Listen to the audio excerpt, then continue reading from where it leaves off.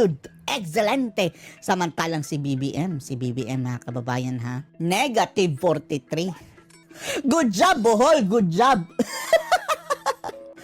Lahat po ng tao mga kababayan ayaw kay BBM. Oh, mapababae, mapalalaki. Asar na asar kay BBM mga kababayan. Puro negative ang net satisfaction rating.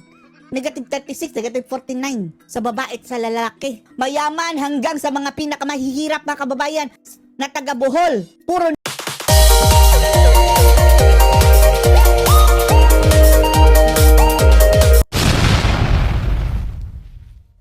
nakarma na ba? Oh, mukhang nakakarma na mga kababayan etong si BBM dahil sa kanyang ginagawang mga kabalastugan. Akalain nyo, nag-negatibo na po mga kababayan ang kanyang net satisfaction rating sa survey. Sa Bohol pa lang yan ha. Oh, believe din tayo dito sa Bohol mga kababayan dahil actively etong HNU Bohol mga kababayan na isang local survey firm doon. Na-train yata yan ng ano ba yun? Hindi lang tayo sigurado. Train ba yan ng Pulse Asia or SWS? Hawak ba yan ng ano mga kababayan ha? Ng mga ngagba ngayon, yung SWS at Pulse Asia. Pero yung kanilang parang local survey firm doon sa Bohol mga kababayan, pinapakita na ang net satisfaction rating ni BBM mga kababayan ay negative 43 na. The worst na paglagsak mga kababayan ng rating ng isang presidente. Tingnan nyo ha. Pero sa Bohol lang ito mga kababayan ha. How much more kung sa Mindanao? Ang trend mga kababayan ni BBM galing plus 61 noong 2023 mga kababayan. Naging negative 8 last year. At ngayon mga kababayan, negative 43. Karma na ba ang tawag dito? How much more kung sa Mindanao mga kababayan ginawa ang survey? Malamang negative 90 na ito mga kababayan si BBM. Samantalang kay VP Inday, mga kababayan ha, tingnan nyo, plus 67.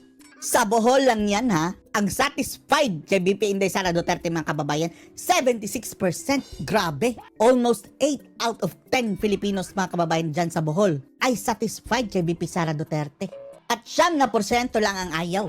Yan na yung mga kriminal mga kababayan. Mga dilawan, bangagan, yung mga sangkot sa sindikato. 9% lang mga kababayan. Ibig sabihin, sa 10, wala pang isa katao mga kababayan ang ayaw kay Sara. Tapos yung undecided, 14%, parang isang tao lang ang undecided. At ang net satisfaction rating ni VP Sara Duterte mga kababayan is plus 67, which is very, very good.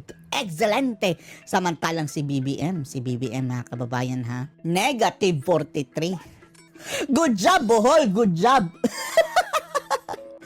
Lahat po ng tao mga kababayan ayaw kay BBM. Oh, mapababae, mapalalaki. Asar na asar kay BBM mga kababayan. Puro negative ang net satisfaction rating. Negative 36, negative 49 sa babae at sa lalaki. Mayaman hanggang sa mga pinakamahihirap mga kababayan na taga Bohol, puro negative. Negative 62 sa class ABC. Sa class D, negative 41. Sa class E, yung naaayudahan mga kababayan, naayudahan pa yan ha, negative 5. Mga wala ko tanda na loob. Sabi ni Ngagba, District 1, negative 52. Tagbilaran, negative 61. District 2, negative 40, lahat negatibo mga kababayan. Kawawa naman si Ngagnag. Yan ang napalang mo, BBM. Wala kang utang na loob At sa kanyang rally mga kababayan, grabing pagyayabang. Ang kakampi na lang nito mga kababayan, yung mga Opta Research o SWS, Pulse Asia. Kapag sila ang napapasurvey mga kababayan, abot kisame. Tapos sila lang din ang natutuwa sa kanilang kasanungalingan mga kababayan. Ang sarap Napapasalamat ako sa suporta. Diyos mio. Kapag titingnan mo on the grounds mga kababayan at sa kanilang rally, at sa reaksyon ng mga Pilipino, taliwas na taliwas mga kababayan sa katotohanan. Tingnan yung pagyayabang niya dito ha. Ang kailangan po natin para mag-unlad tayo ay hindi po ang pananakot. Kaya ipadala natin si Duterte sa ICC. Ayaw natin ng pananakot At paninigaw. Paninigaw. At ang kailangan po natin. Pero anong ginagawa ni na Torre? Kakalad ka rin ko yan. Wala nang sigaw-sigaw. Diretso na kaladkad. Ay ang solusyon. Hindi. Speaking of solution, nasaan na si Amy Solution?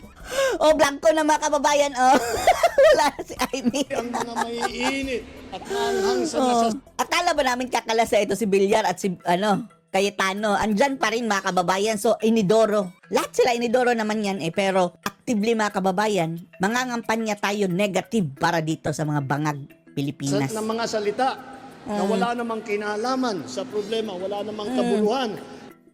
Ikaw ang wala kabuluhan yung pinagsasabi mo. I-translate mo kaya yung pinagsasabi mo sa action. O, di ba? Yan ang problema dito mga kababayan kapag si BBM nang nagsasalita. Parang, ang ganda na ng Pilipinas. On the grounds mga kababayan, taliwas ang ating nakikita. Lalong-lalo na pagdating sa krimen, di ba? Ay, nako. Sa buhay ng ating mga kababayan. Ang mga kandidato ng alyansa ay kasama natin Nababangag. sa pagtataguyod. Ang lahat ng yan mga kababayan ha.